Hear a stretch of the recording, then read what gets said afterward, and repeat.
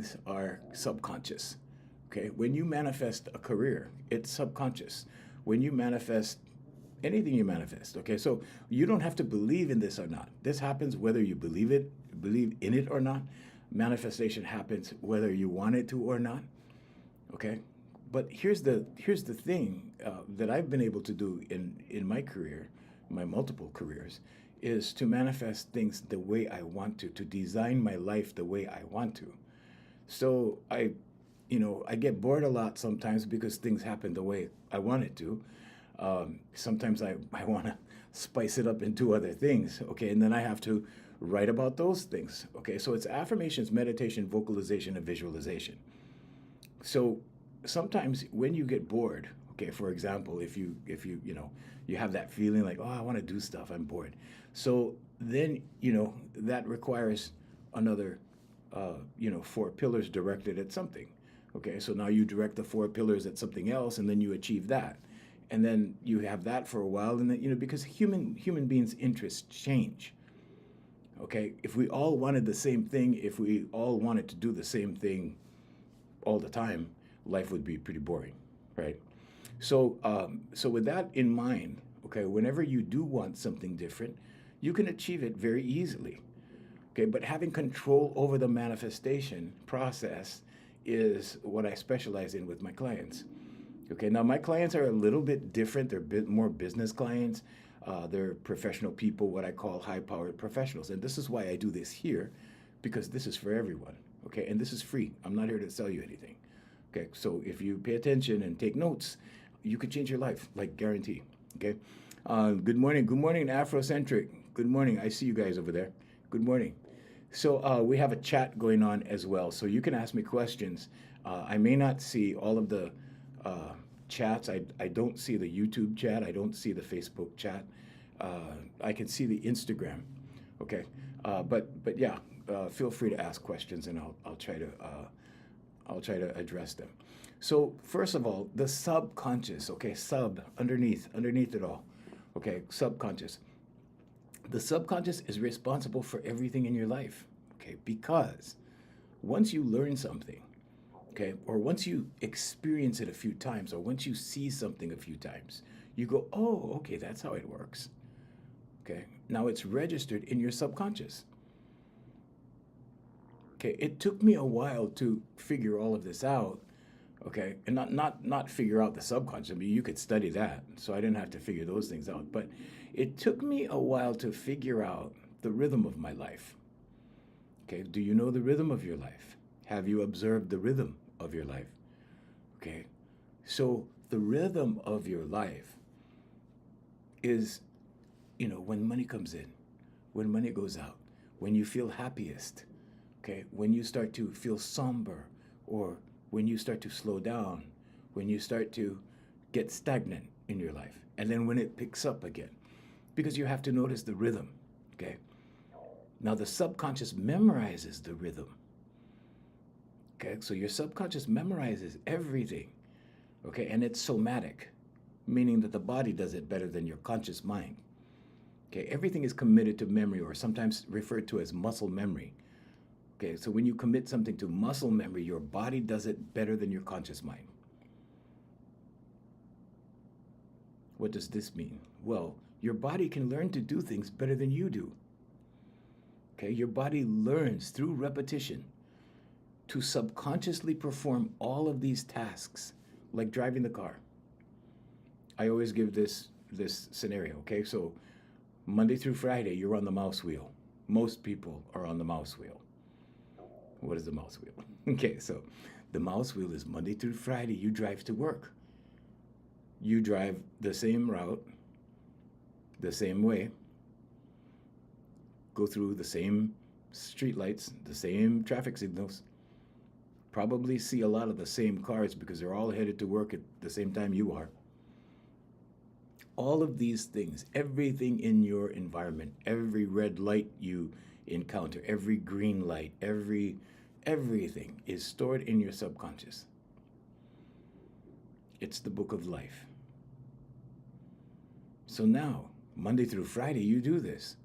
On Saturday, it's soccer with the kids. Sunday, it's church. Monday, you're back on the mouse wheel. Okay, what happens on Saturday when you want to go grocery shopping? You get in the car. Do you have to learn how to drive the car? No. You already know, right? Okay. So you get in the car and you start driving, and maybe you get 10 minutes away from, the store or wherever, 10 minutes away from the house. Sorry, 10 minutes away from the house. And then you go, wait a minute. You catch your subconscious, your conscious mind, okay, that was thinking about the beach while your subconscious mind was focused on driving the car. Now your conscious mind goes, wait a minute. And you catch yourself driving to work when you're supposed to be driving to the supermarket. You see? That's somatic. That's your body driving the car. That's your subconscious driving the car. If that didn't happen, the minute you take your mind off the road,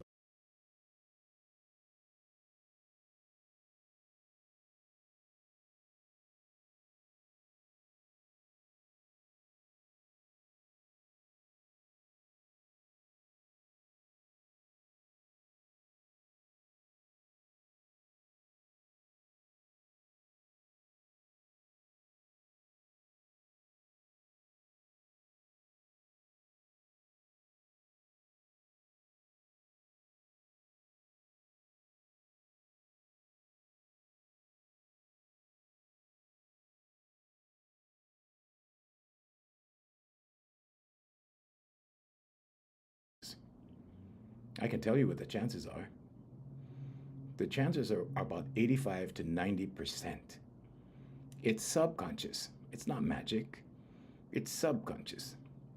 Sometimes when I'm doing that, when I think of doing that, because I don't always manifest the the parking space, but sometimes when I do it, I'm just arriving to where the parking stall is, and I see someone reverse out and go.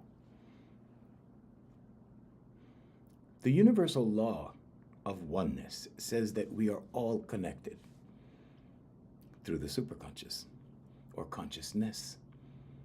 Okay, what is that precisely? It's awareness. We all are aware. Now, we have different levels of awareness. Those of you that have high stress jobs or high stress lives or a lot of complications, okay? If you're constantly selecting that, it's complicated kind of thing on your status, okay? So if you have that kind of life, then your awareness is probably like this for a visual, okay? If you don't have that kind of life, your awareness is probably more like this, okay? So what does that mean? Well, that means that when you are bogged down by anxiety, fear, overthinking, stress, all these things, your awareness goes into minimum mode. It goes like this, okay? This is just a visual. It does that because you're too preoccupied with these things out here. Jesus Christ said the kingdom is within. It's not out here. There's no kingdom out here. Everything out here is a human construct. So you have God-made and you have man-made. Everything out here, besides nature, is man-made. Man made the system. Many systems within a system. There's all kinds of systems. So Christians have a way of saying this. They say you can be in the world but not of the world. You can be in the system and not of the system. You can attract anything to you within the system. I do it every day. Every day. And things just come to you with ease.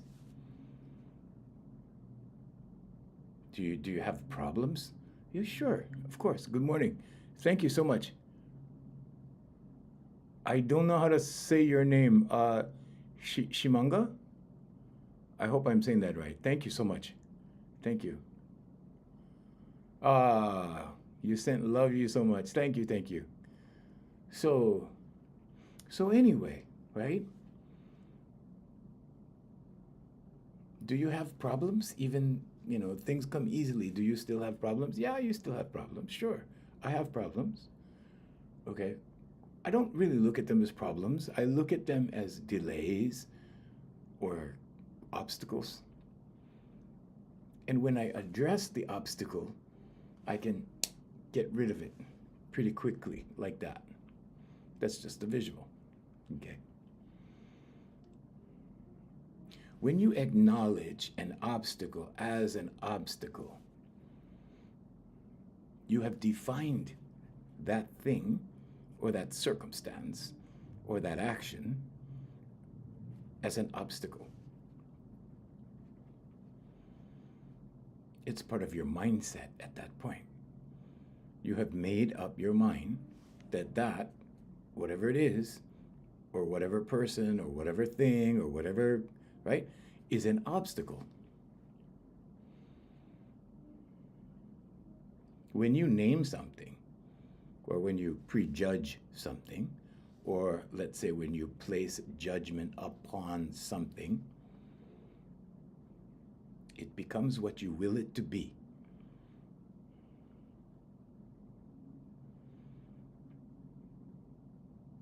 So you have a choice. Glass half empty or glass half full. Yin and yang. Now, if you choose obstacle, you're going to have to work through it. Okay? It's going to take more work. Why is it going to take more work? Because now you have to observe it as the observer. Okay? With neutrality instead of prejudice. Instead of labeling and say, okay, that's that. That's like that. Preconceived judgment is when you judge ahead of experience. Preconceived judgment is when you look at something and you go, oh, I bet that's like that. And then you label it, you judge it. This is why in the Bible it says, judge not and ye shall not be judged. There's no such thing as one-way judgment. When you judge something, it becomes that way for you. So basically, when you judge someone as, oh, I bet she's a really nice person, now you've set yourself up for a positive interaction. If you see someone and you go, oh, I bet she's I bet she's terrible. Guess what? Chances are that encounter will be negative. Why? Because you've already placed judgment on it. You've already labeled it. Therefore, you take it out of the spiritual realm and you put it into the physical.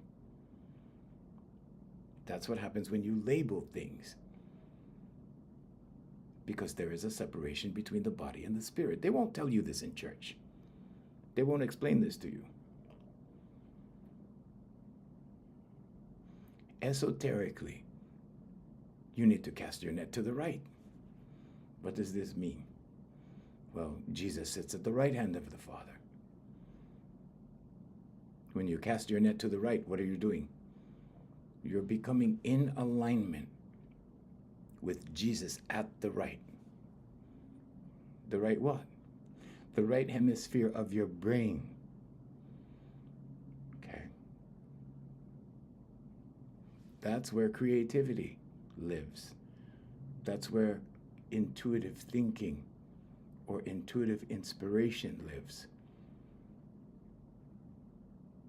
So there's a difference between a competitive mindset and a creative mindset.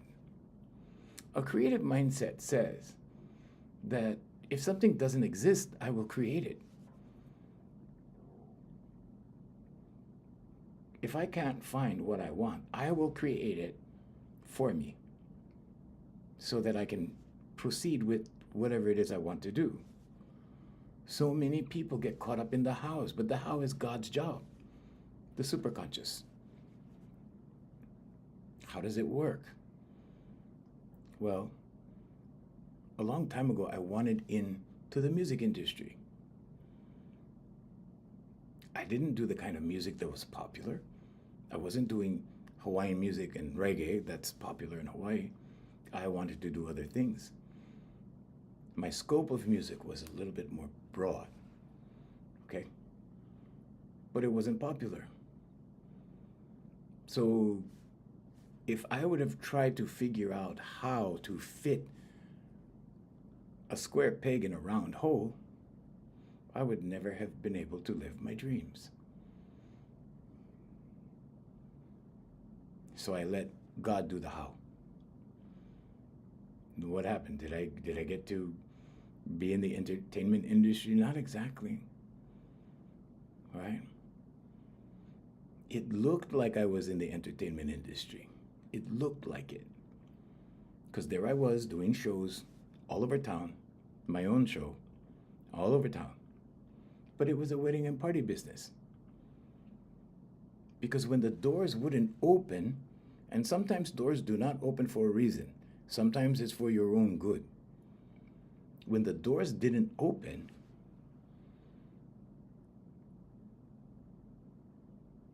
God goes, okay, over here. That's not where you go. You go over here.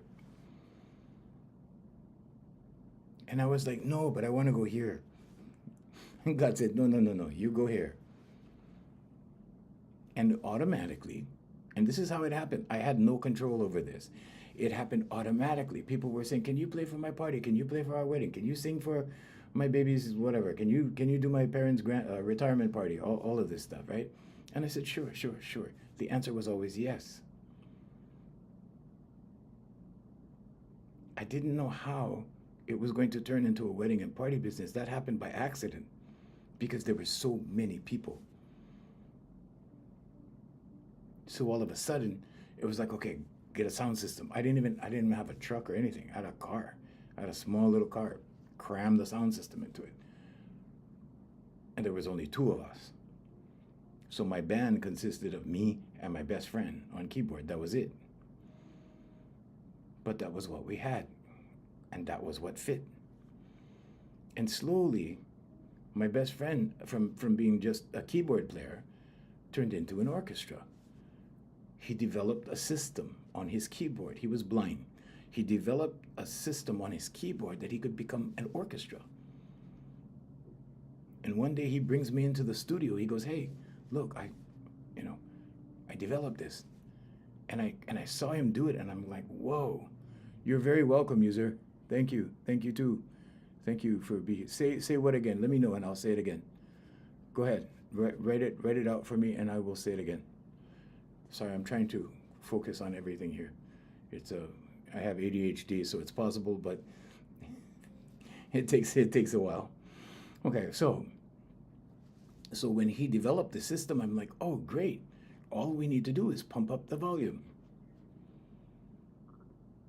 So when I looked at the pros and the cons, okay, or the pluses to the situation that had been given to us, because it was given,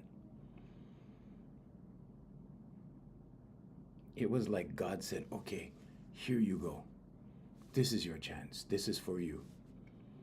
You don't get to be in the entertainment industry, but you get to do this. And this is just as good. Now, the people in the entertainment industry had the record companies behind them. They had they had all these recordings and things out there. They had performances where they would fly all over the world to perform and do all of these things that I wanted to do. But God said, no, you're over here.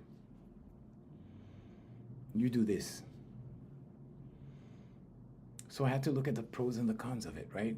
And the pros of it was that all of these other entertainer guys, they all ended up in rehab. They were all owned by contract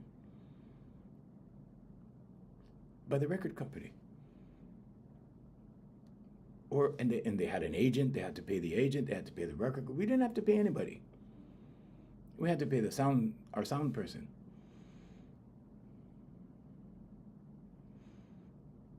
So even though I didn't get what I wanted, I got what was good for me.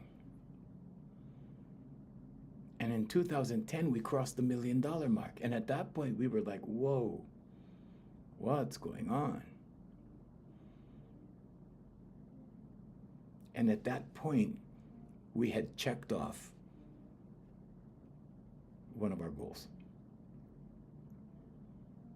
Because when I was a little child, I was probably, well, not little child, I think I was preteen. And my mother was trying to dissuade me from playing music because she's an educator. My dad was an educator as well. And my mother told, see, in my mother's mind, doing a show 6 nights a week, 2 shows a night, that kind of thing, was the equivalent of running off and joining a circus. And she said, you'll never make any money playing music. So in 2010, when we crossed the $1 million mark, I was like, okay, we made $1 million playing music. But I have to say, the back end to that is she was right. If I would have followed the model that we saw when I was a teenager, so that's one guy sitting in the corner of a restaurant or sitting in the corner of a bar, right? Playing a guitar or whatever instrument. That model, till today, they're still making the same amount of money, basically, relatively. And for those guys, it's still a struggle. And for those guys, I have the ultimate respect for those guys because they're living their dream. And living your dream is not what I would call a piece of cake until you apply the 4 pillars. Okay, affirmations, meditation, vocalization, visualization.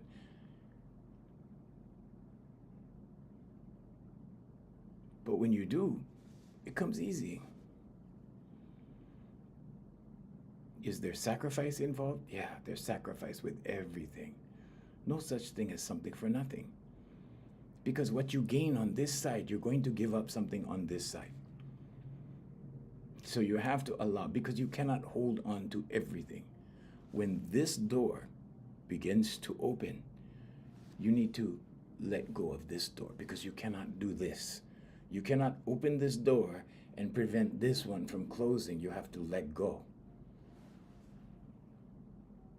And at that point, when you realize that your dream is coming or your dream is there and it's started, you need to let go of the preceding door. Because otherwise you will get caught in the middle. And this is the equivalent to the Aesop's fable about the dog with the bone in his mouth, looking down off the bridge into the pond, and he sees a dog with the bone in his mouth, and he says, I want that bone too. And he goes to steal the bone from the dog, and his bone drops in the pond and sinks, and he is left with nothing.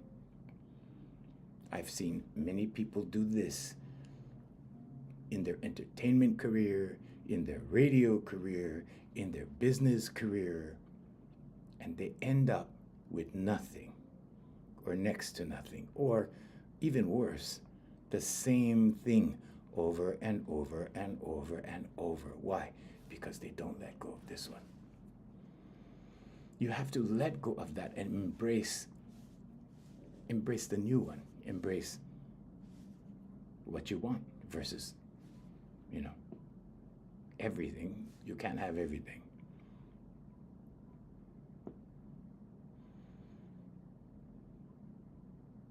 So what's the ideal way to do it? Well, when you do allow this door to close, and now you're in this chapter, you have free will. It's up to you. Do you want to continue this?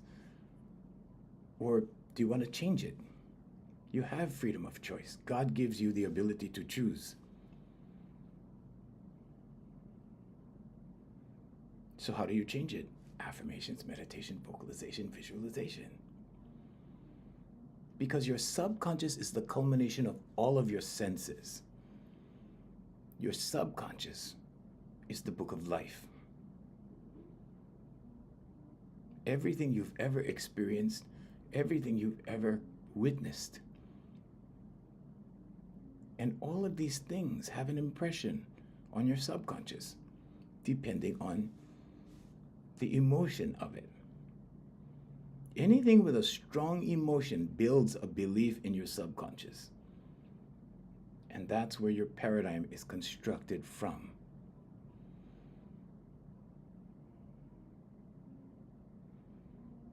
Think about that. And how do you know these things? You know by the way you feel about them. Your feelings are your barometer. How do you feel about a certain thing? How do you feel when you see something? How do you feel when you see money? How do you feel when you see somebody with a new car? How do you feel when somebody's just gotten the keys to their brand new house? How do you feel about that? Are you happy for them? Are you envious of them? This is not about moral judgment. This is about how this one works. This is about how the human being works. It's conscious. Emotional severity of whatever happened with the old paradigm. Okay? Let's say it another way. Depending on how strongly you felt on the things that drove you in your previous paradigm, or the things that motivated you, motivation works both ways, okay? It works for fear, and it works for positive things, and it works for things that makes you afraid, okay? Trauma is an emotional event that sticks out. It was so bad it sticks out, okay?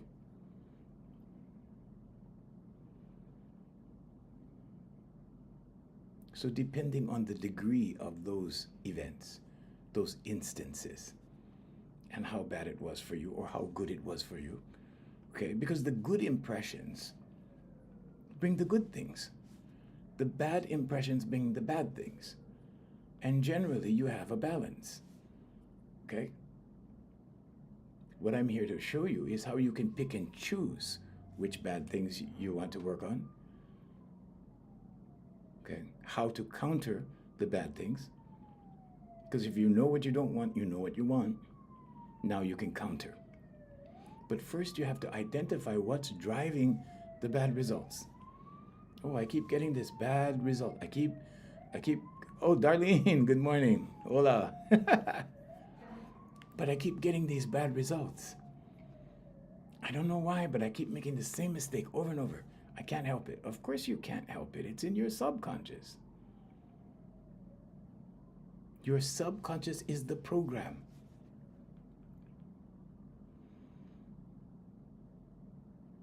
There's other things that it does as well. It keeps your heart beating. It controls your breathing. Okay? It processes sounds, smells, visions, everything. Inner vision, outer vision, everything. It monitors everything. It's running your habits, your automatic behaviors. It's influencing your emotions, your reactions. It's producing all of these things for you. You know, when they say knee-jerk reaction, they mean a reaction you cannot control. When you can control the knee-jerk reactions, we call it emotional intelligence. Why? Well, because you can respond intelligently to criticism. Okay? The best way to respond intelligently to those things is to ignore it.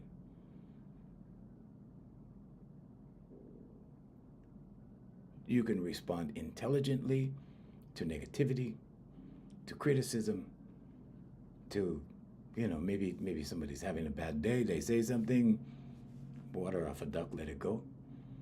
That's becoming emotionally intelligent. There are so many times when I had to deal with unintelligent people. I don't mean they're stupid. I mean, their subconscious contained unintelligent matter, unintelligent subject matter.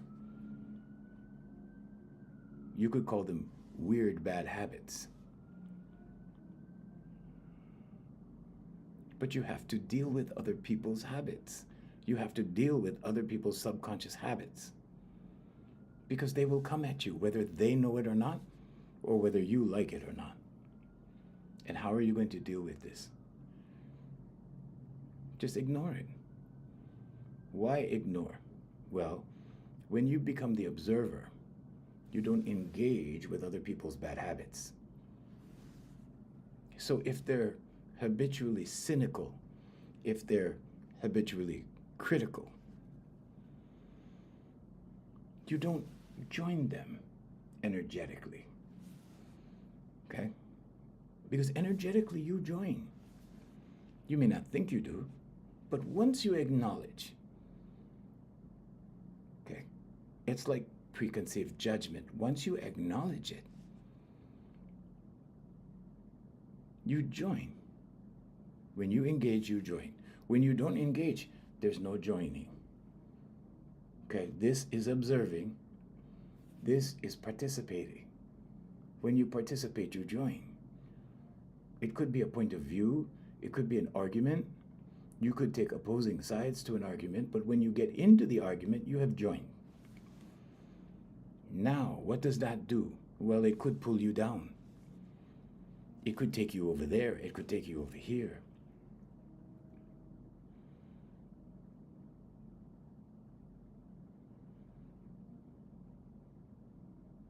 There's so many times where I just pretended I didn't hear anything. And the things I, pretended not to hear, I allowed to float by. How do you do that? Well, your conscious mind thinks about 80,000 thoughts a day. Subconscious stores all the predominantly repetitive thoughts. Whatever you repeat most often in your thought process or in your speech goes into your subconscious. Then your subconscious looks for confirmation. Then your subconscious looks for opportunities to use it, to put it into play, to implement it into your life. Then what happens? Well, then you start having these knee-jerk reactions that you can't control. Because it's no longer a conscious thing, it's a subconscious thing. Or let's say action, it's no longer a conscious action, it's a subconscious action. That's why they call it a knee-jerk reaction. Okay, because that knee-jerk, like that, react, react, react. Those are what triggers are. Okay? Triggers are external stimuli that you can't control. Why? Because that stimuli, right, is relative to a behavioral response based on a past experience. So in other words, if somebody's saying something, right, you know how people say, well, he knows how to press her buttons, right? That guy, he knows her triggers. He knows what triggers her. I worked in a very toxic work environment once, and I caught on very early that they were trying to search for my triggers. But because I was playing a fictitious character, I was doing voice acting, there was a separation between me and the character, okay? They all started to believe the character because that's what I portrayed when I was there. It was really funny because they, it's because I played a character that was basically mindless, basically, right? And pretty soon they started treating me like I was stupid, which was really fun for me because I was like, okay, well, you're starting to believe the hype. And they all started to believe the hype.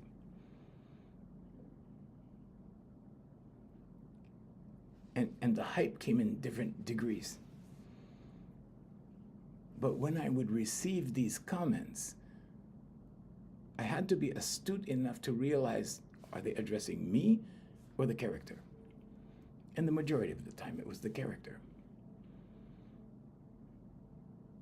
So here's how you deal with that. You become the observer. Okay? The conscious mind thinks the thought. The emotion follows the thought.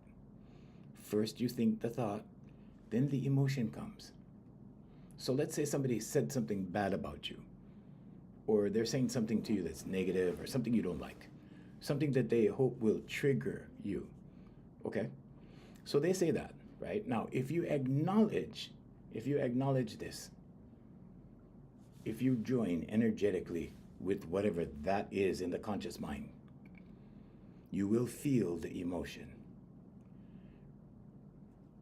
Because the emotion follows the thought. Now the emotion is here. Now the emotion makes you feel a certain way. So if somebody said something that you don't like, now you feel angry, or now you feel hurt, or now you feel uncomfortable.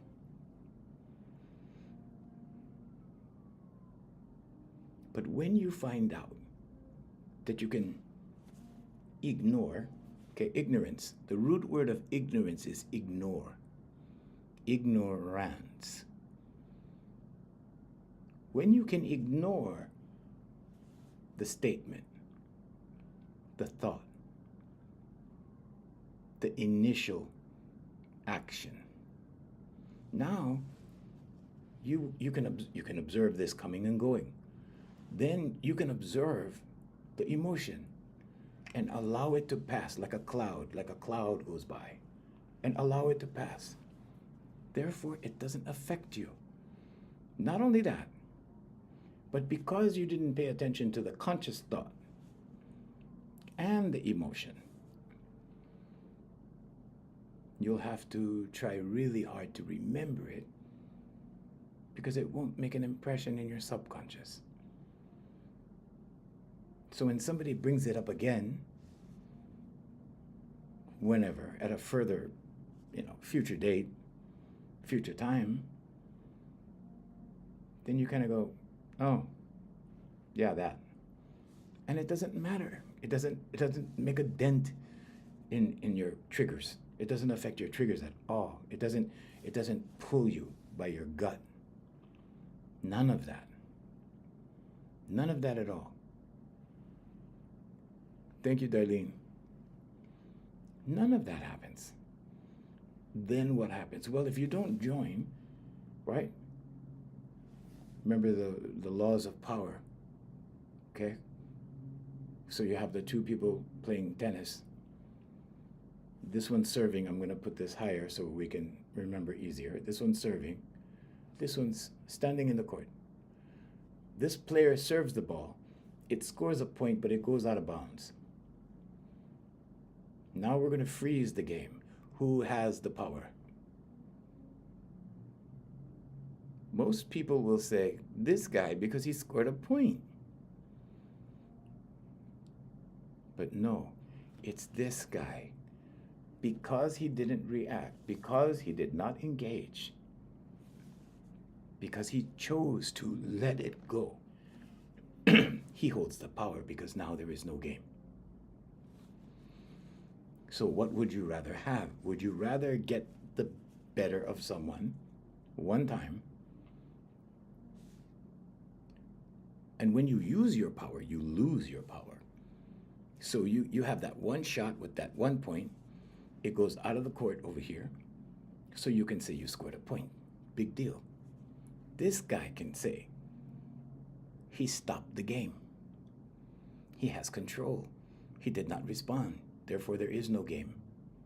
He has totally dissolved this person's actions within himself. The person still committed the action, but he has dissolved the game. There can be no next step.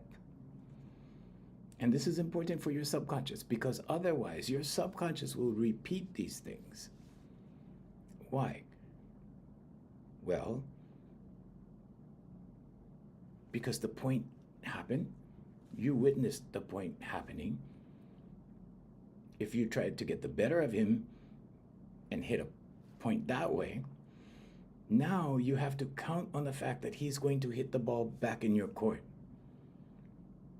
This is all metaphoric, okay? So follow me. And if you have to depend on this person who has free will, who at that point has the option to stop and control the game or control the power, and if you're depending on that to happen, good luck.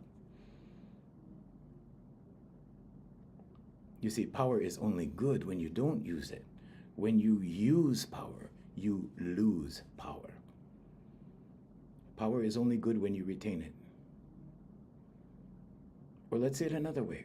Power is only good when you exercise self-control. When you control this one, because you cannot control that one. Anyone out here. You can only control this one in here. And that's all that's important.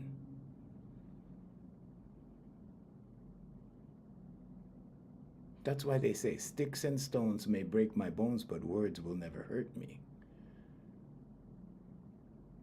They're talking about ignoring that initial action.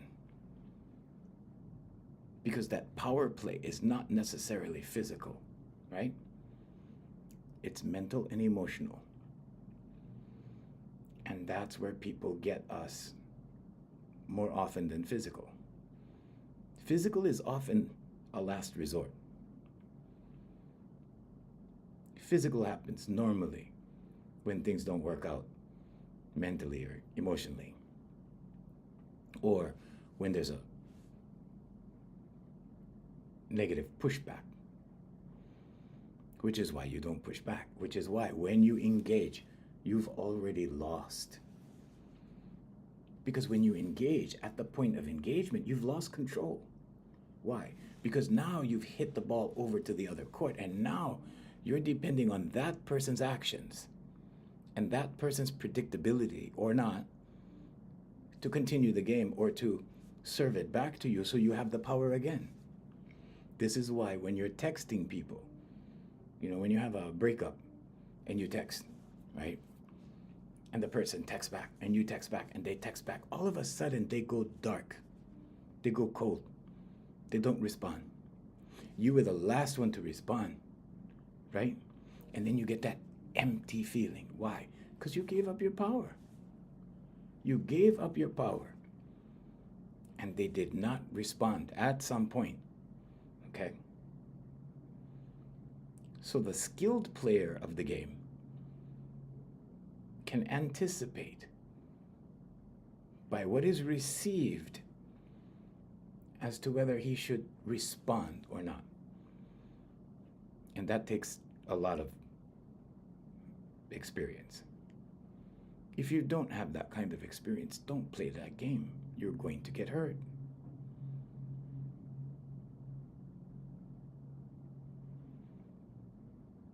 I can tell, but I don't play the game. Because after a while, when you're very much more astute to this process, you can see it in the very first engagement. You can already tell what they're up to in that first engagement. And you can already make the determination, okay, I'm not going to play this game. Why? Because you can see the game they're playing. And this is how I had to navigate toxic workplace environments. You can see the setup coming if you're astute enough. If you're not, then okay, you're going to suffer a few losses before you learn, but you learn the game. It's instinctive, it's subconscious. Your subconscious takes note of body language. Your subconscious recognizes micro expressions. Look it up, study this.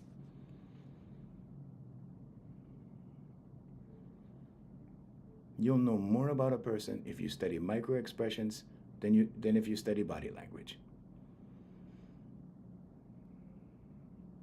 Micro expressions give people away. Good morning. Hey, Billy, good morning. Let me see, who got that creative moon? Good morning. All all of these things are spiritual versus physical. They can't hide spiritual. You can control the body. You can lie with body language. You can't lie with micro-expressions. When you pay attention more to micro-expressions than you do body language, it's very easy to discern these things. Very easy. So, synergistically, when you have the conscious, subconscious, and superconscious working together, synergistically, flow happens. Okay? Look up flow state. Affirmations, meditation, focalization, visualization. Now, you need the meditation part. I'm going to stress this again. I went over this yesterday. But you need the meditation component, the meditation pillar. You need to be still. Why? Because you cannot experience the kingdom of God without it. The kingdom is in here. Okay? I can't even tell you how many people, like tons of people that I know, that in their minds are faithful, in their minds they're religious, in their minds they follow God.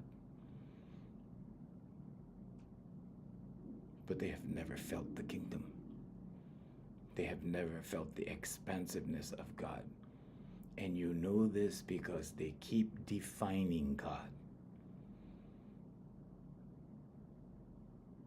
What does that mean? They keep putting a label, okay, a finite label on an infinite thing. They keep saying God is this, or God wants this, or God is trying to tell you this, or God is, God is, God is. Really? Really? So you have a human being. You mean to tell me you have a human being? It doesn't matter if they're a pastor or not. It doesn't matter if they're working in a synagogue or a temple or a church or a, right? You mean to tell me that that person, that human being, professes to know the will of all creation? That's the ego in the left brain speaking. It's not the right at all. When you cast your net to the right, you lean not unto your own understanding, and your understanding comes from the left hemisphere of the brain. And that understanding, the logic, okay, which the ego thinks applies to everything, which the ego thinks it knows better, will do its best to erase, to diminish, to deplete the intuitive thoughts. The thoughts that come from the divine. The thoughts that come from the universe, from source, from God, from Jesus Christ, from Allah, from there.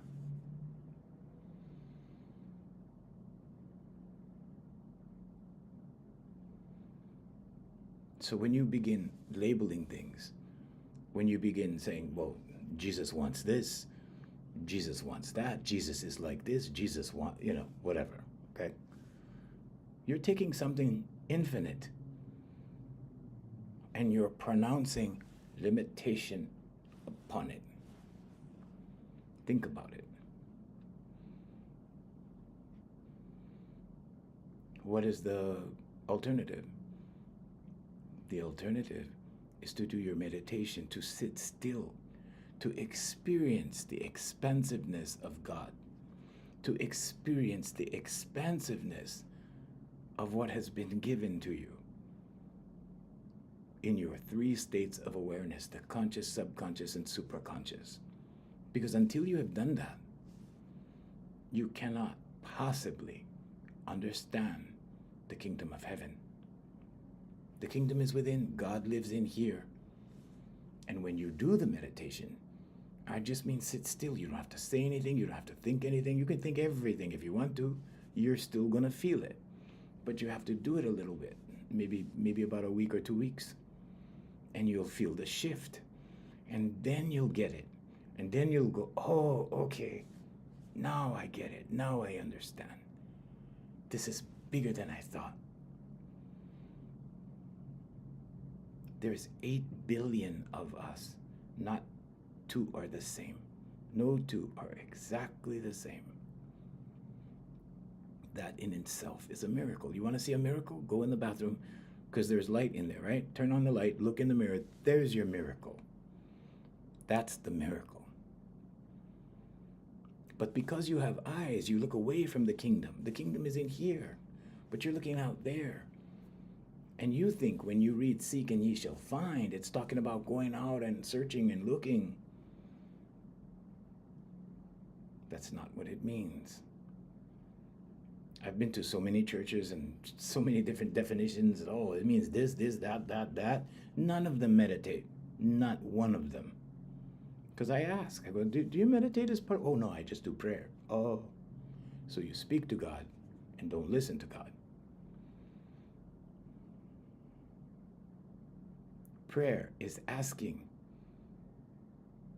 Mark 11:24. Ask, believe, receive. You cannot believe. You cannot ask and believe if you're just speaking. It's like you're trying to coerce the Almighty into performing your will. There's 8 billion of us. Okay. So how do you bring this into fruition? A belief is a thought you keep thinking.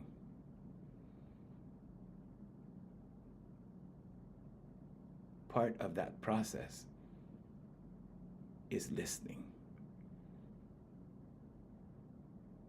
So when they say, those that have ears, they listen, but they do not hear. Because you're listening here to the external world. You're not listening in here to God, or to higher self, or to source, or to the universe. However you want to put it, it's up to you. That's the superconscious.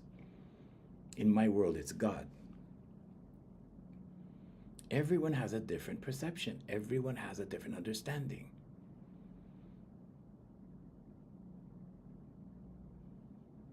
So now, at a higher level, at a level bigger than you, above you, we say above because that's the way we've been taught to think. It's not so much above, it's at a deeper level. Put it that way, it's at a deeper level. Okay. We don't understand deep because we live on ground. We're constantly looking up, so we think everything is up.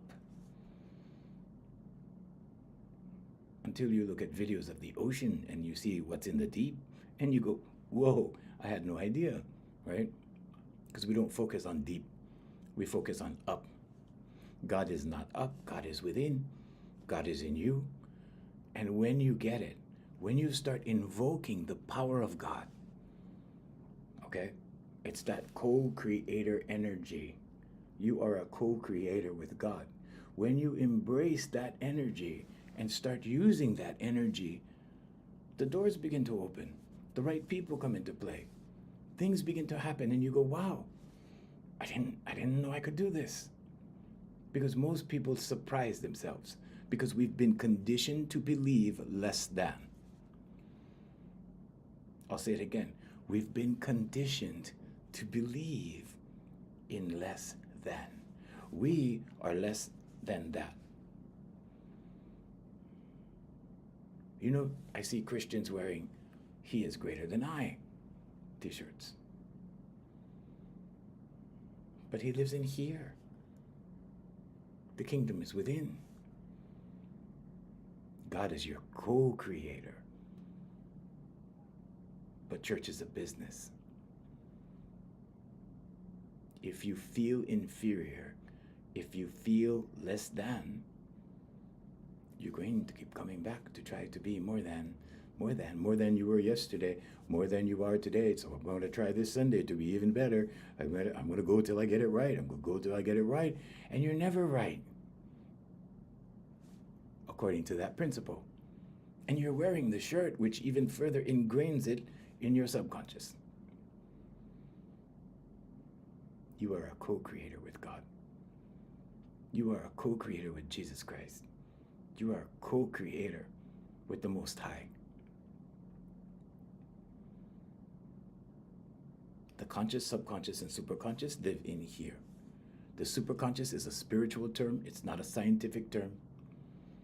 Those of you that don't believe in God, that's fine. Just know that you only acknowledge the conscious and subconscious. But the subconscious is the book of life.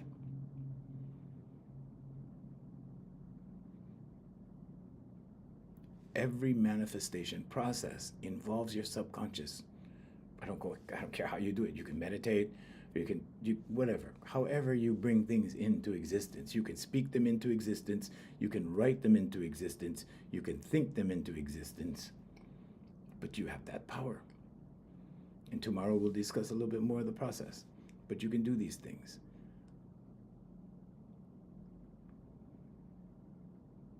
And all you have to do is understand your power. Your eyes look away from the kingdom. So you have to do the meditation. You have to do the affirmations. You have to do the vocalization and the visualization to get back into the kingdom. Because whatever your eyes focus on, you become part of that. You identify with that. Whether it's the career, whether it's the girl, the car, the mansion, the grass shack, whatever it is. That little space in the mountains where nobody is, your happy place. But you begin to identify with physical things, and you're not a physical being. You have physical capability, and that physical capability, hang on one second. So you have physical capability, but that's because you have a body. But in here, you're a spirit. Okay? In here is where your power is. In here is where you have control over the body, over the physical, over your physical reality. You have to energize that energy. You have to keep it going. You have to keep it positive. And everything you are will materialize and be given unto you. This is why they say, seek first the kingdom, and all else will be added unto you. Because at that point, there's no obstacles. Everything comes. Everything gets attracted. All goodness happens. Okay, so we will see you tomorrow morning. I'm getting the signal here that, we'll see you tomorrow. Thank you, Jay. Thank you for moderating on that side. We have so many cameras. We have one over here. I would like to say aloha to Instagram. And how are you guys? I hope you guys are doing good. We involved Instagram. We brought them in. So now we're doing Instagram as well. So we're on so many venues. We'd like to let go of our international stream on Streamlabs. So we'd like to say much love and aloha.